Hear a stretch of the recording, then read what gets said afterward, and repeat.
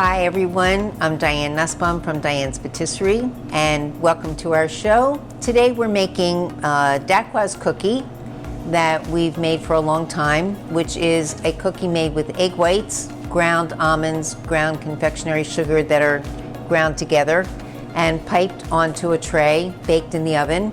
So it's almost a macaroon, but it has a little bit of flour in there. So it's different than a macaroon in that way. And we use it in many different ways. So today we're using it as the base for a raspberry mousse dessert. So I've already stuck one of the cookies onto my tray, and sometimes in our bakery we would sandwich two of them together with either a chocolate ganache inside or a raspberry jam inside and then dip the edges in chocolate. So there are many ways that you can use this delicious cookie. And then we also are decorating our dessert today with these little meringue mushrooms, which are also made with egg whites. And this is equal parts egg white to granulated sugar, and you pipe the top and the bottom separately, stick them together with a little bit of chocolate and a little bit of cocoa powder on the top, bake them at 200 degrees for, I don't know, depending upon your oven, could be a few hours. So I like to do them at the end of the day and then leave them in the oven overnight. So what we're starting with are a half a cup of egg whites, and make sure whenever you're doing egg whites that your bowl is extremely clean, no grease, no fat in any part of your bowl, your whisk, anything, and granulated sugar. In the meantime, we've toasted our almonds and let them cool, and then we ground them in a food processor, and then we ground them again with confectionery sugar. So this is going to get folded into the egg white mixture once it comes to a very stiff form. So let's get started. Then we'll be piping them onto the tray, baking them for about 20 minutes, but we have some cookies already made. So while they're baking, we're going to put together our raspberry mousse dessert. So here we go. So I usually like to put a little bit of cream of tartar in with my egg whites, just in case everything's not exactly pure. But if you don't have cream of tartar, you can use a little lemon juice or a little vinegar. Either acid will work just fine. And as the egg whites start to beat, we'll add this granulated sugar very slowly. So at first about a tablespoon just to start it. And I keep adding a tablespoon at a time just to get the egg whites. They're getting very foamy. So this is one of the recipes that we've had for a very long time, and it came from one of my French chefs. And everything is in gram measurements if you have gram weights, or if you have a scale that will do gram weights for you, because it's very simple to remember it. It's a half a cup of egg whites and then 125 grams of granulated sugar, 125 grams of almonds, and 125 grams of confectionery sugar. And then just for this small batch, just about 15 grams of all-purpose flour. Or you could use cornstarch too. So already my egg whites are getting nice and foamy, starting to get nice and thick. So now I can just add the rest of the sugar. And it takes a few minutes for this egg white mixture to come to a nice stiff peak, because once you start adding the confectionery sugar and the almonds together, it's going to break it down a little bit because you have the oils from the almonds and the extra sugar. So you want to make sure this is nice and firm. And if you're trying to do this on a very humid day, you might have a little trouble. So I would say save a recipe like this for a nice dry day.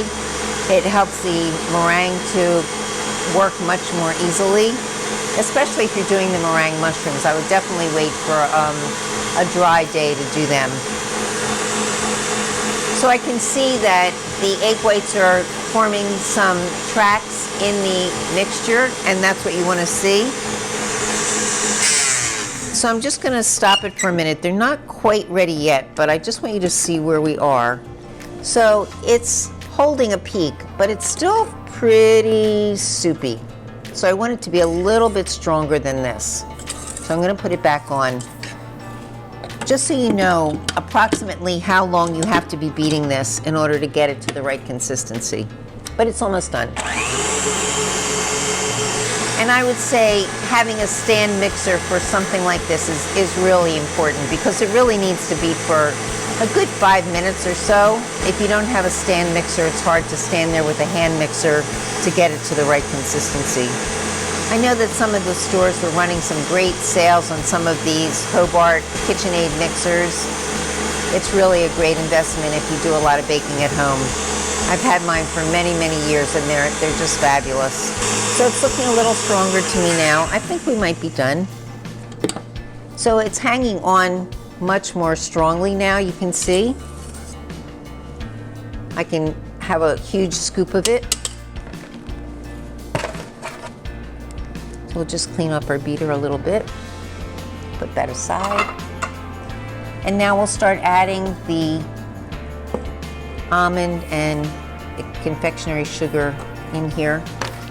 And so this is a folding method, so you're scooping down and around and turning the bowl, because you don't want to break down your egg whites too much, so this is a delicate mixture.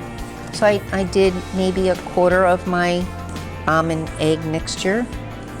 So I'm just showing you it's over and under. So you're under and over the top.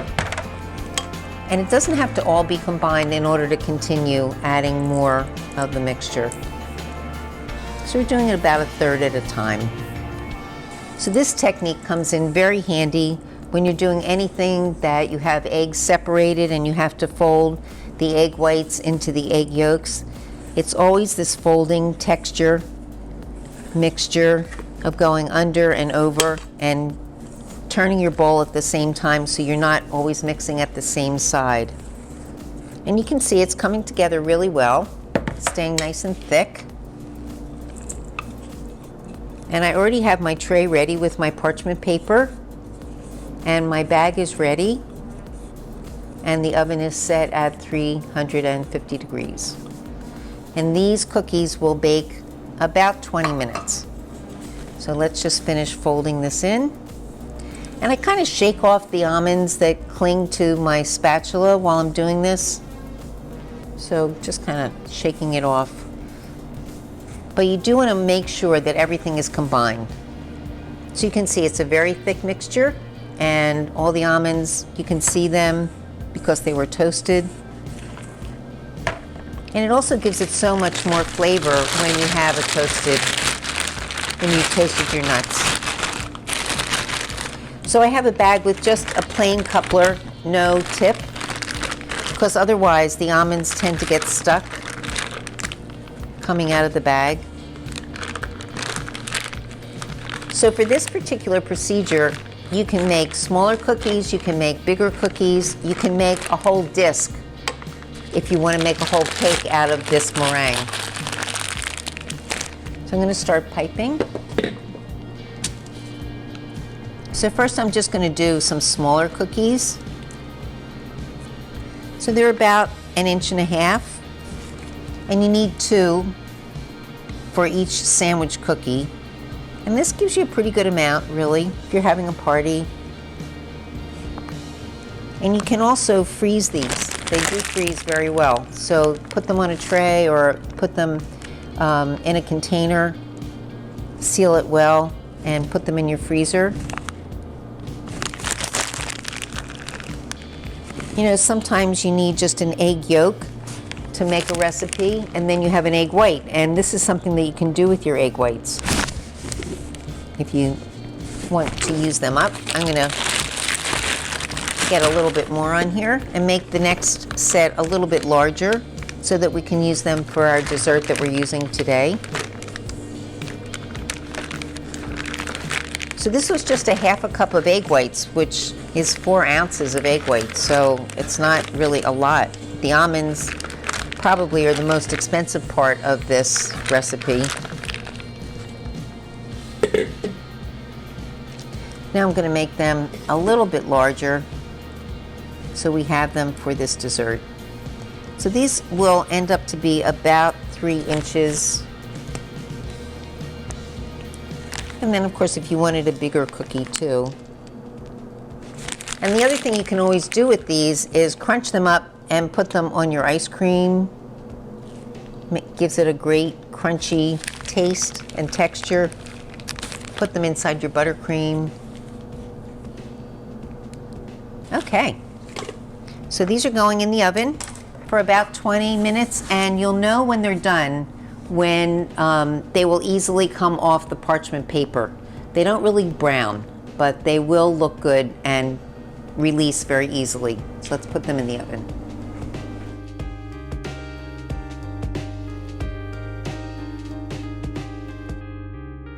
We can put our bowl off to the side. So now we have some Dacquoise cookies that have already been baked. And I already stuck 2 of them onto the tray with some chocolate. So what I'm showing you today is kind of a cheater's way to do a really nice raspberry mousse. When we first started making this type of mousse, we would actually buy fresh raspberries, cook them down with sugar, a little lemon juice, bring them to a boil, let them simmer until they were nice and soft. Then we'd take them out, we'd strain them, get rid of all the seeds, and then we would mix them with heavy cream, a little gelatin, maybe a little more lemon juice or whatever flavoring, if you wanted to use a kirsch or any kind of liqueur to add to the flavor. So it was a very intense process, and it took a lot of time, and we did it often. But then the advent of purees came through, and so we were able to get very pure purees that we could cook down and make a mousse out of that. So I think that you probably can get a quart of a puree, and that makes a lot, but if you can divide it into smaller portions and then freeze it so that you can make a mousse out of that, you will need to add some gelatin and heavy cream to that as well. But it is lovely, and you can make a mousse that way. The other way that we're going to do it today is making a very simple custard that you might make all the time, either an instant pudding or any kind of custard that you like to make. Add some fresh whipped cream to that, and then get a very good raspberry jam and add that to it, and that is your raspberry mousse. So that is what we brought today, our simple raspberry mousse instead of a very complicated raspberry mousse, just because I think that you can get something that's very tasty and you don't have to spend as much time in the kitchen preparing something like this, and you don't need to use gelatin. So I have some in my refrigerator that I'm putting in my bag. And we do use a very pure raspberry jam that has no seeds. So we're very lucky in that respect that we don't have to get seeds out of a raspberry jam. It is kind of expensive, but I think time-saving wise, it's wonderful. So we're just going to pipe the raspberry mousse. Because what is a mousse? A mousse is a custard that has heavy cream and some kind of flavoring. So basically, you're doing the same thing, just with less work. So we put another layer of our Dacquoise cookie, another layer of our mousse, and another cookie. We were going to put a little bit of whipped cream on top. So in order to make your own whipped cream at home, you definitely want a cold bowl. So you put your bowl and your beater in the refrigerator. You can add a little bit of confectionery sugar or granulated sugar to it and stay by your bowl. Do not go away from the bowl, because if you let whipped cream, heavy cream, be too long, you will end up with butter, which you don't want. So make sure you stay right there. And I've already set up a couple plates for us to put our dessert.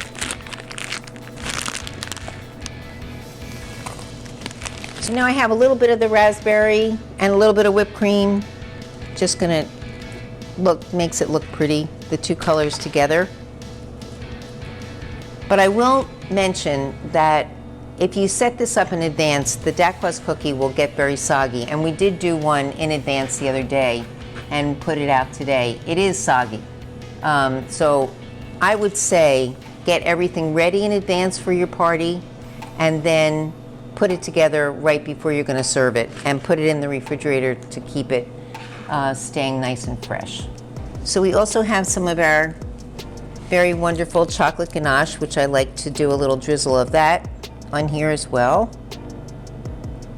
It also helps the berries to stay on. So we're going to use a blackberry and a raspberry and our little meringue mushroom, and the same over here.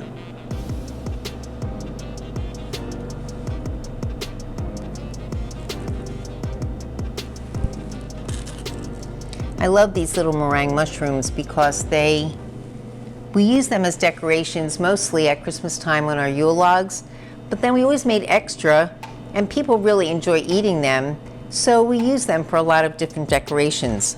You can also use this as a filling on your Dacquoise cookies, and then you can feel free to dip them in some of this delicious chocolate. It's gotten a little bit thick, but I think that we can get a little chocolate on here.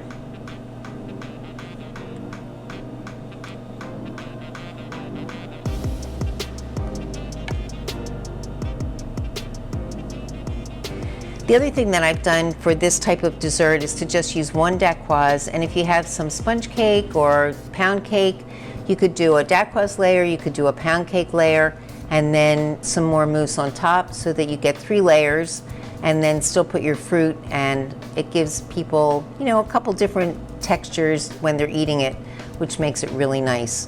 Also, we've used a little piece of fresh mint on the side of the plate, which gives it a little color. I didn't have any mint with me today, so we used the mushroom. But these Dacquoise layers can have any kind of buttercream inside, mocha, chocolate, raspberry. Put them together and dip them in chocolate, and it makes a lovely little special cookie that you can serve at any time with any meal that or any dessert, especially ice cream or, you know, something lovely that you're having at your home. So this is our Dacquoise recipe for today. As I mentioned, it's in gram measurements. I can certainly get you the cup measurements for these things if you write to me and ask for the recipe online. So it's 125 grams of sugar, granulated sugar with a half a cup of egg whites, 125 grams of granulated sugar, 125 grams of confectionery sugar, 125 grams of toasted almonds, all put together that make this really special treat that you can pipe out and make some great things for dessert. So I'm Diane Nussbaum from Diane's Patisserie, and I hope you've enjoyed our presentation today of meringue mushrooms, Dacquoise cookies, raspberry mousse, and fresh fruit always adds a little extra spice to any dessert. Have a great day, and thanks for joining us. Give us a call, let us know what you're thinking, what you're doing, 609-560-4111, and eat something delicious today. Thanks so much.